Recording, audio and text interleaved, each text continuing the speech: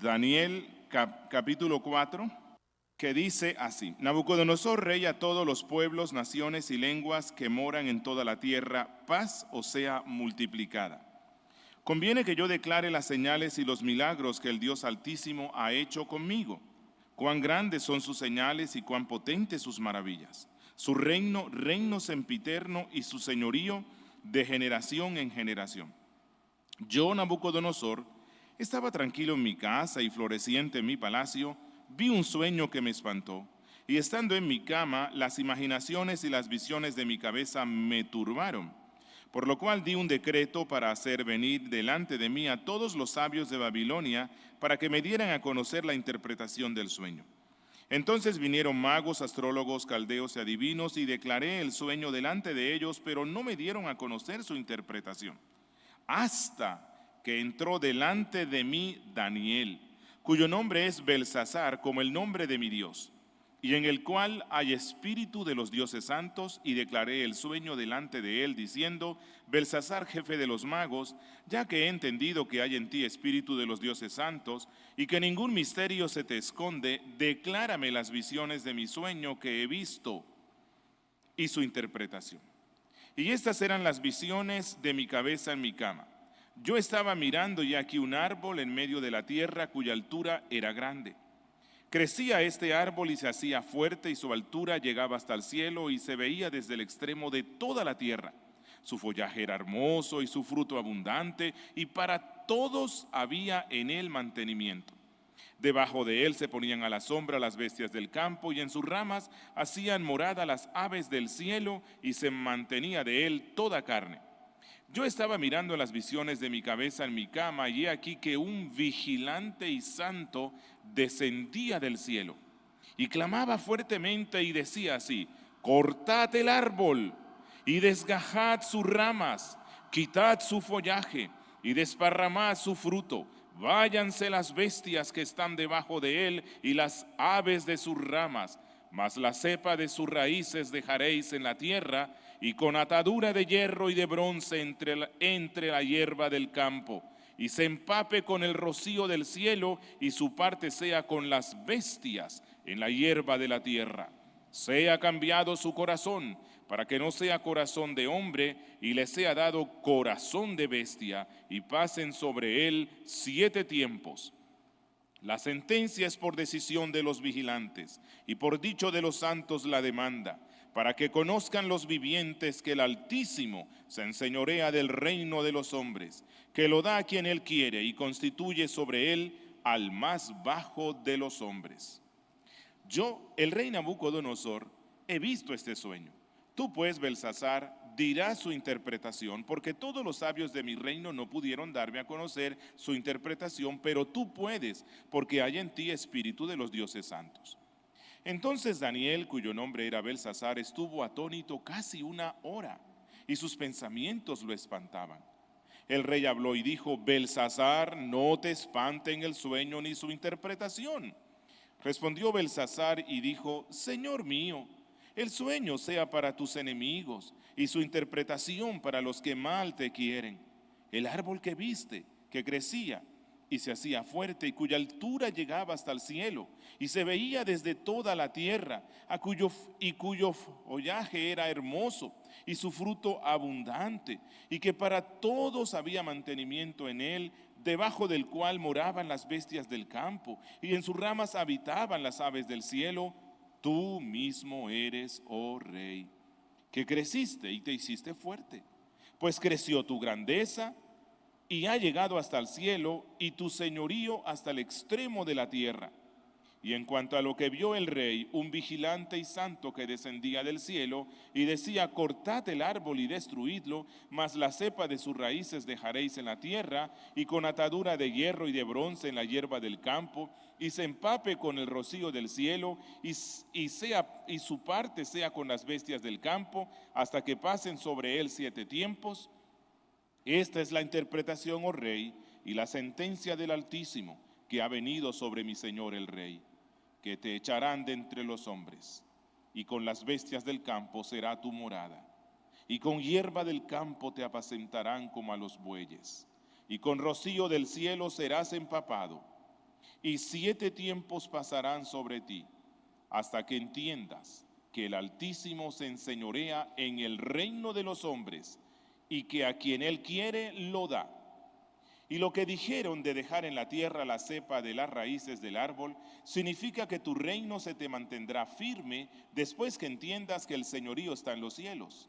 Por tanto, oh rey, mi consejo te sea grato, y rompe con tus pecados haciendo justicia, y con tus iniquidades haciendo misericordias para con los pobres, por si pueda haber una prolongación de tu tranquilidad. Todo esto vino sobre el rey Nabucodonosor. Al cabo de 12 meses, mientras paseaba por el palacio del reino de Babilonia, habló el rey y dijo: ¿no es esta la gran Babilonia que yo edifiqué para casa del reino con la fuerza de mi poder y para gloria de mi grandeza? Aún estaba la palabra en la boca del rey cuando descendió una voz del cielo: a ti se te dice, rey Nabucodonosor, el reino es traspasado de ti, y de entre los hombres te echarán, y con las bestias del campo será tu morada, y como a los bueyes te apacentarán, y 7 tiempos pasarán sobre ti, hasta que reconozcas que el Altísimo se enseñorea en el reino de los hombres, y a quien Él quiere lo da. En la misma hora se cumplió la palabra sobre Nabucodonosor, y fue echado de entre los hombres, y comía hierba como los bueyes, y su cuerpo se empapaba con el rocío del cielo, hasta que su pelo creció como plumas de águila, y sus uñas como de aves.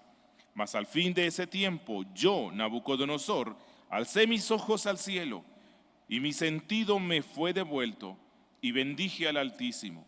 Y alabé y glorifiqué al que vive para siempre, porque su señorío es señorío sempiterno, y su reino de generación en generación, y todos los moradores de la tierra por nada son contados, y en el ejército del cielo y en los moradores de la tierra hace según su voluntad, y no hay quien estorbe su mano y le diga: ¿qué haces? En el mismo tiempo mi sentido me fue devuelto, y la majestad de mi reino. Mi dignidad y mi grandeza volvieron a mí, y mis consejeros y mis grandes me buscaron, y fui restituido a mi reino, y mayor grandeza me fue añadida. Ahora yo, Nabucodonosor, alabo, engrandezco y glorifico al Rey del cielo, porque todas sus obras son verdad y sus caminos justicia, y puede humillar a los que andan con soberbia. Palabra de Dios. Qué capítulo, ¿verdad? Guau, esto es impresionante todo lo que Dios hace. Bueno, ya hemos visto el trato que Dios tiene con Nabucodonosor, ¿no? Nabucodonosor, esta es una historia real, pero esta historia ejemplifica muchas cosas. Este rey está representando aquí a los reinos de este mundo. Él representa al orgullo del corazón humano, al reino de la incredulidad orgullosa. Y Dios ha venido tratando con este hombre, especialmente desde que tomó cautivo al pueblo de Dios. Y especialmente cuando Él lleva a su trono a Daniel y a sus 3 compañeros. Allí empiezan los tratos de Dios con este hombre. Y él ha estado viendo. Daniel y sus 3 amigos superaron muchas pruebas. La prueba de la mundanalidad, el intento de la mundanalidad, el rey cambiándole los nombres por sus dioses. Y ellos resistieron eso. Resistieron la prueba de la sabiduría. El rey los entrevistó y luego Daniel le interpretó un sueño que no se lo pudo interpretar nadie más. Él estaba viendo lo que Dios hace en medio de su pueblo. Y luego vino la prueba del horno de fuego. Y él vio cómo estos jóvenes, por mantenerse firmes en la adoración exclusiva y única al verdadero Dios, sin sincretismo de ningún aspecto, a pesar de que el rey había ordenado que fueran lanzados al fuego, estos jóvenes no temieron el edicto del orgulloso rey, y el mismo rey pudo ver que el Dios de estos jóvenes es un Dios realmente poderoso. Y a pesar de que él ha visto la rectitud, la integridad, la sabiduría, la firmeza de la fe de estos jóvenes, el rey no sacó ningún provecho de todo lo que vio para su alma. No se interesó en conocer un poco más sobre el verdadero Dios. Él se mantuvo cómodo en su idolatría, o más bien en su egolatría. Él era un ególatra. Pero en el capítulo 4 algo pasó con este rey. Sí, aquí él escribe una carta. El capítulo 4 es una carta pública que el rey envía a todos los reinos del mundo, y sorprendentemente en la carta él reconoce que el Dios de Israel es el Dios altísimo. Él dice: grande en señales, potente en maravillas, con un reino sempiterno, con un señorío que no tiene fin. ¿Qué pasó con este rey? ¿Qué sucedió con este hombre? Bueno, Dios obró en el corazón del rey, usando su poderosa mano para humillarlo, para conducirlo a un reconocimiento real de la soberanía de Dios.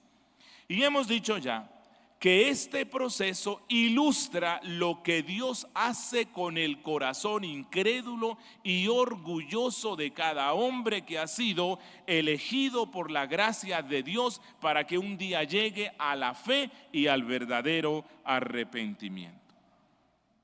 Y vimos en primera instancia, dentro de este tema que hemos denominado Dios humilla a los reinos divinizados, cómo obra Dios en el corazón humano, hemos visto en primera instancia que Dios hará, como rey de ese mundo, que toda rodilla se doble delante de él, que toda lengua confiese que Él es el Señor. Eso fue lo que vimos ya. Hoy vamos a estar viendo cómo Dios usa esta increíble historia de Nabucodonosor para mostrarnos que para que una persona pueda confesar que Jesucristo es el Señor, Dios debe perseguir y atacar el pecado raíz del hombre. ¿Y cuál es el pecado raíz del hombre? El orgullo. El orgullo, eso es lo primero que vamos a estar viendo hoy, para que podamos confesarle como el Rey y Señor de señores. Dios debe perseguir y atacar el pecado raíz del orgullo. Bien, así que en todo este capítulo 4 estamos viendo una contienda. Aquí hay una contienda. ¿Entre quiénes? Entre Dios y el orgulloso rey, que es la contienda que Dios tiene con el pecador que ha escogido por su gracia. Y ya hemos visto en los versículos 1 al 18, pero en los versos 19 al 27 encontramos esa amonestación, esa exhortación que Daniel, como representante del reino de Dios, le hace al Nabucodonosor, que es el representante de los reinos del mundo. Cuando Daniel interpreta el sueño del rey, que es un sueño que Dios ha puesto en el corazón de este hombre, Daniel le hace una terrible advertencia que nos enseña que no podemos confesar el señorío de Dios o el señorío de Cristo hasta que Dios nos haya conducido a la humillación. Daniel lo confronta y lo exhorta para que se humille, para que haga el bien a los pobres, para que haga el bien al pueblo, para que confíe y actúe como Dios manda. Pero él no lo entendió, porque Dios tiene dos formas de humillarnos: por medio del accionar de la gracia de su Espíritu, cuando nos presenta el Evangelio y su ley. La respuesta que el hombre debe dar es humillarse delante de la palabra de Dios. Pero cuando no lo hace, entonces Dios usa sus medios. Y sus medios son dolorosos. Así que aquí hay una confrontación. Daniel, representando a Dios, está confrontando a Nabucodonosor, quien representa al pecador. Esta es una de las grandes contiendas bíblicas, una de las más grandes, parecida a la contienda que tuvo Moisés. ¿Con quién? Con Faraón. La misma cosa. Este hombre no quiso humillarse delante del mandato de Dios que le dijo: Faraón, deja ir a mi pueblo. Él se levantó orgulloso hasta que Dios lo humilla por completo. Se parece a la contienda que tuvo Elías con Acab, con ese malvado rey.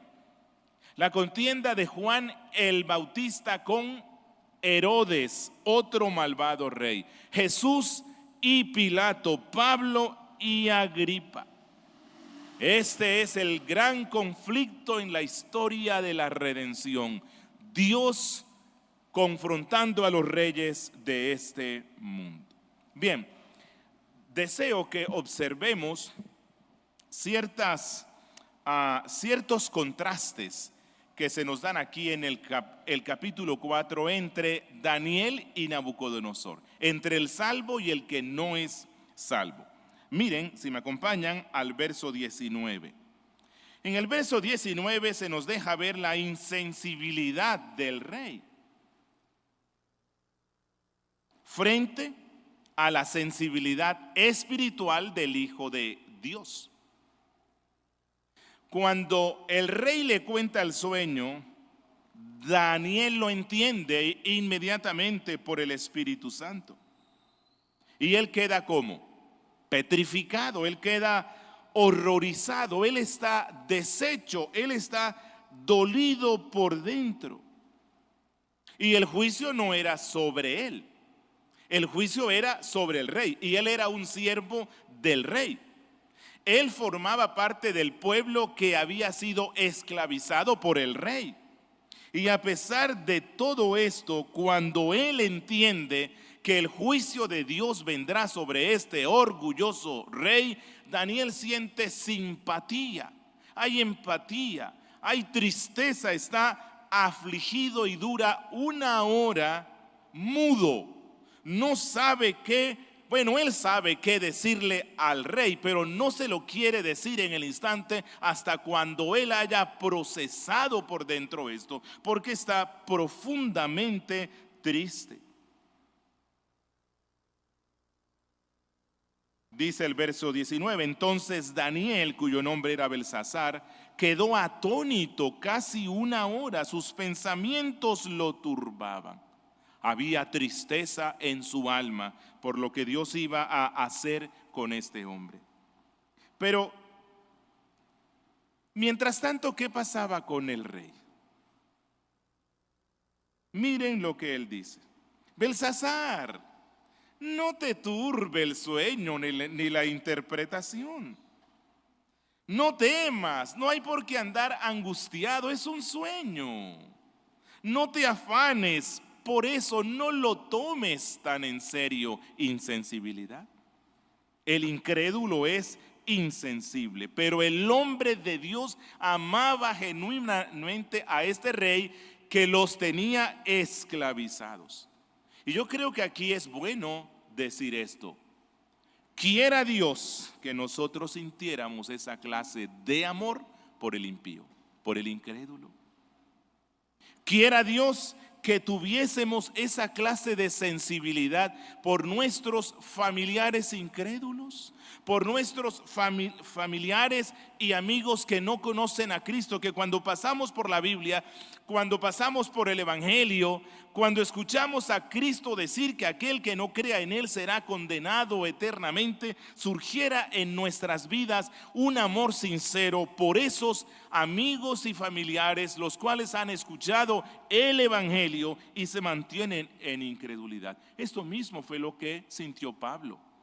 ¿Recuerdan lo que dijo Pablo en Romanos 9, 1 al 3? Cuando él recordaba que su familia, su pueblo, su nación se mantenía en incredulidad respecto a Cristo y cómo estaban bajo la ira de Dios. Y él dijo, Romanos 9, 1 al 3, verdad digo en Cristo, no miento, y mi conciencia me da testimonio en el Espíritu Santo, que tengo gran tristeza y continuo dolor en mi corazón, porque deseara yo mismo ser anatema, maldito, separado de Cristo. Y lo decía con sinceridad, por amor a mis hermanos, los que son mis parientes en la carne. Este santo que representa el reino de Dios es sensible en extremo a lo que Dios está anunciándole a este rey por medio de este terrible sueño y que estaba acercándose y que estaba próximo a cumplirse.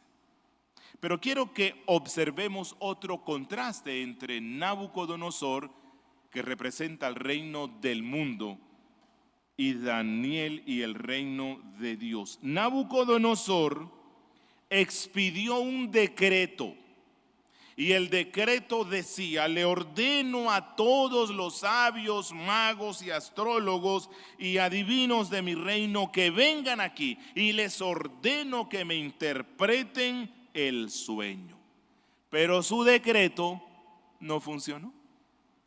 Podía ser el hombre más grande de esta tierra y ordenar lo que quisiera, pero su decreto no funcionó porque ninguno le pudo dar la interpretación.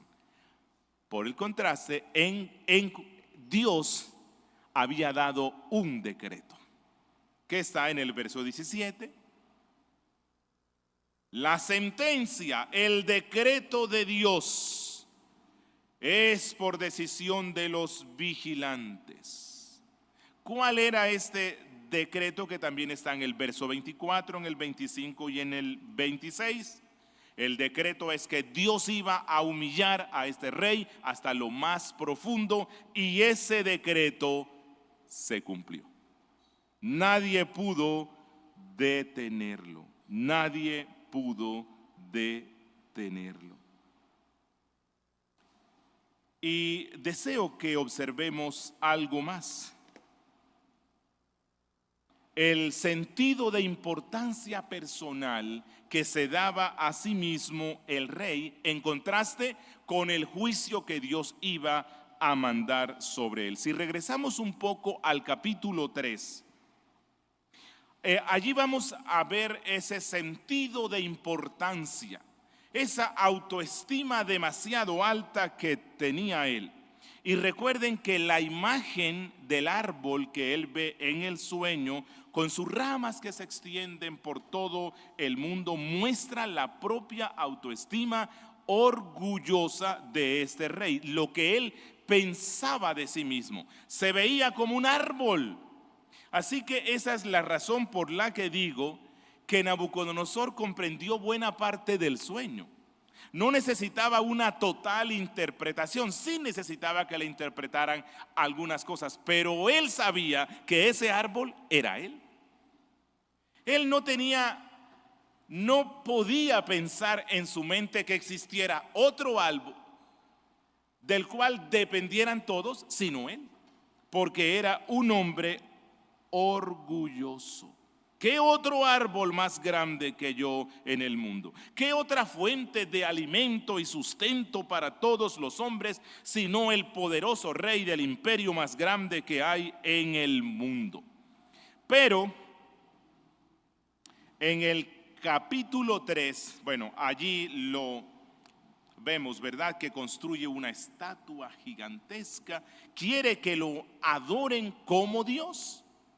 Este hombre tenía un ego muy grande, era ególatra, se adoraba a sí mismo.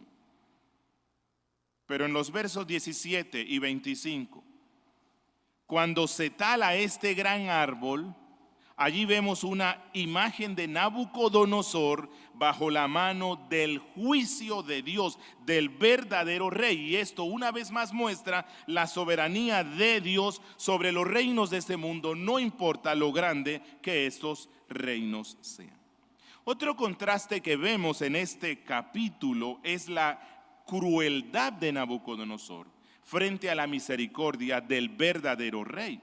En el verso 27, Daniel le dice a este rey, le hace una invitación amable y le dice: por tanto, oh rey, mi consejo te sea grato, y rompe con tus pecados haciendo justicia, y con tus iniquidades haciendo misericordia para con los pobres, que si pueda haber una prolongación de tu tranquilidad.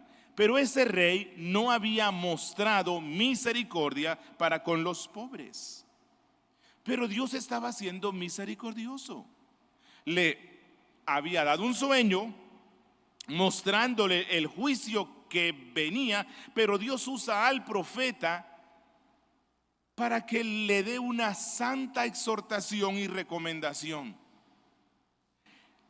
Puede darse que este juicio no llegue tan pronto si te arrepientes, si cortas con tus pecados, si haces el bien. Dios, que es el único y verdadero rey, está siendo misericordioso. Está siendo misericordioso. Pero hay otro contraste que nos muestra el capítulo 4, y es el contraste entre la soberanía de Nabucodonosor, que por cierto era realmente tiranía, y la soberanía de Dios, la cual era buena y que fue diseñado para liberarnos del pecado. El problema que tenía este hombre es que no podía romper con sus pecados porque le era imposible reconocer la soberanía de Dios. Él deseaba ser el soberano, así como los hombres quieren ser soberanos de su propia vida. Cuando le hablamos del evangelio a las personas, dicen: pero ¿y a ti qué te importa si voy al infierno? Es lo que yo quiero. Si yo quiero eso, no te importa. Yo hago con mi vida lo que yo quiero. Yo soy dueño de mi vida. Mentiras, ellos no son reyes de su vida. Dios es el soberano. Alguien dijo que la doctrina de la soberanía de Dios es quizá una de las herramientas evangelísticas más grandes. Y que cuando la persona empieza a darse cuenta de la soberanía de Dios sobre todo, entonces allí empieza a obrar el evangelio en las personas. Alguien escribió esto, Pat Morley: hay un Dios que queremos y no es el Dios que es. Hay un Dios que queremos y hay un Dios que es, y los dos no son el mismo Dios. Y es precisamente cuando la persona se da cuenta de que el Dios que es no es el Dios que quiere, y el Dios que es realmente es, allí es cuando empieza la vida espiritual. Solamente allí. Y esta visión de la soberanía de Dios es la que tiene la capacidad de destruir el orgullo del hombre. El orgullo del hombre se destruye cuando él puede ser conducido por la gracia de Dios y por el evangelio a entender la soberanía de Dios, que Dios es Dios y que Él no es nada.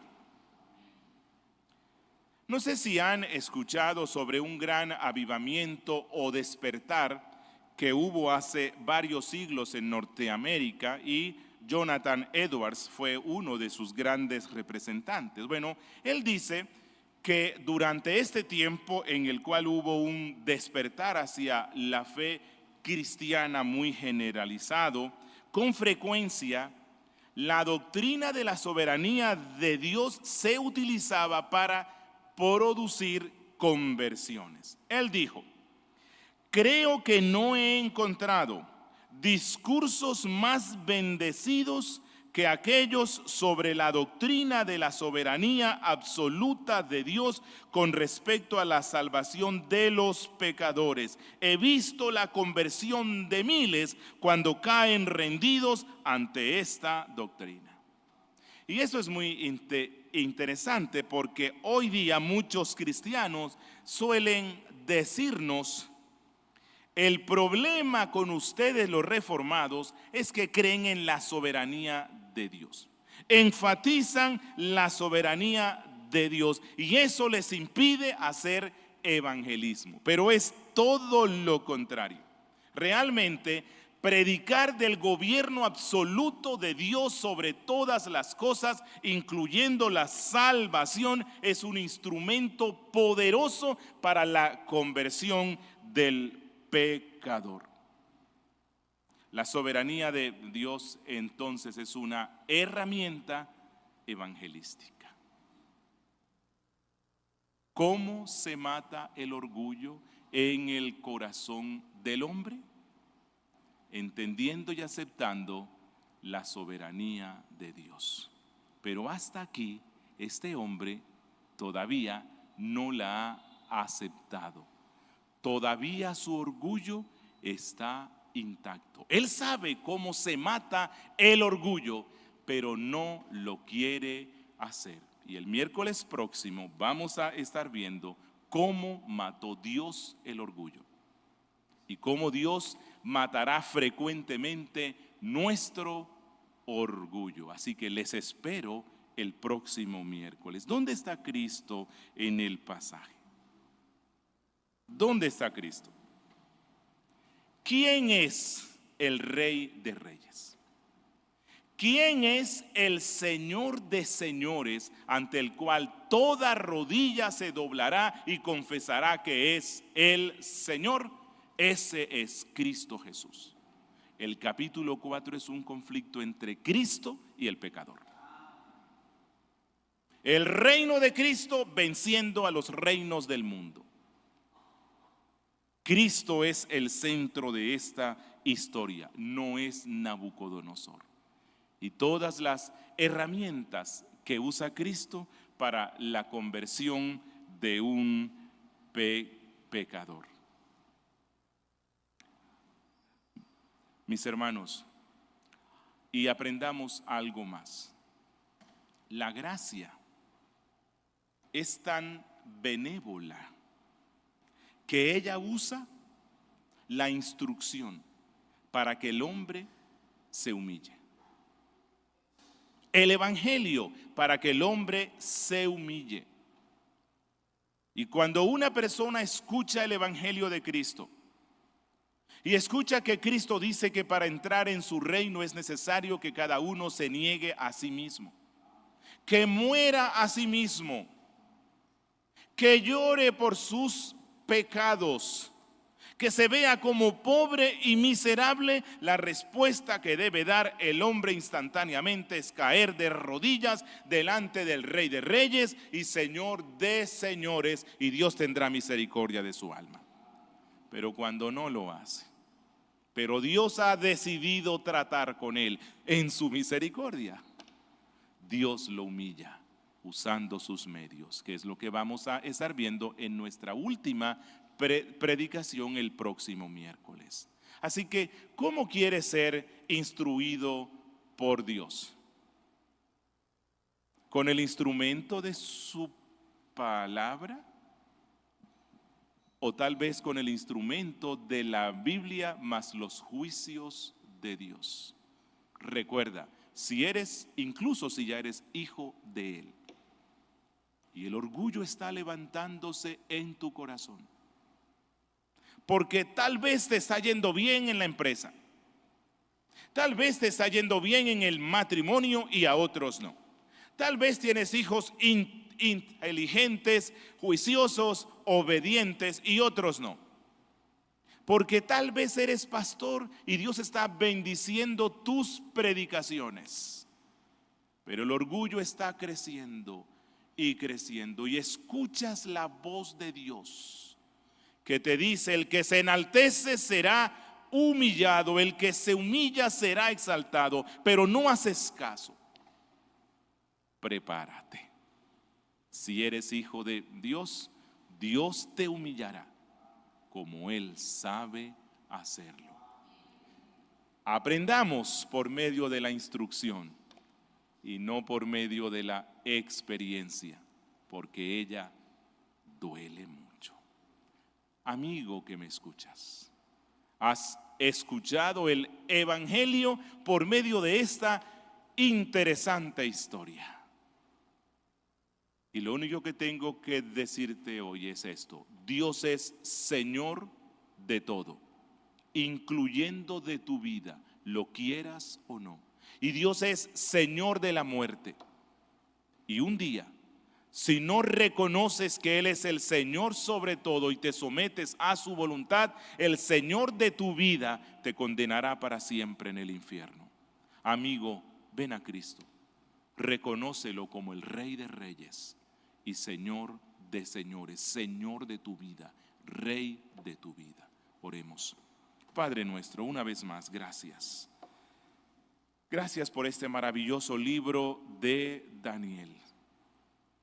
Gracias por esta historia de este conflicto entre tu reino y los reinos del mundo, entre tu siervo y el orgulloso Nabucodonosor, entre tu soberanía y el orgullo y la vana jactancia humana. Concédenos, Dios, humillarnos delante de tu poderosa mano y ser así altamente bendecidos. En Cristo Jesús. Amén.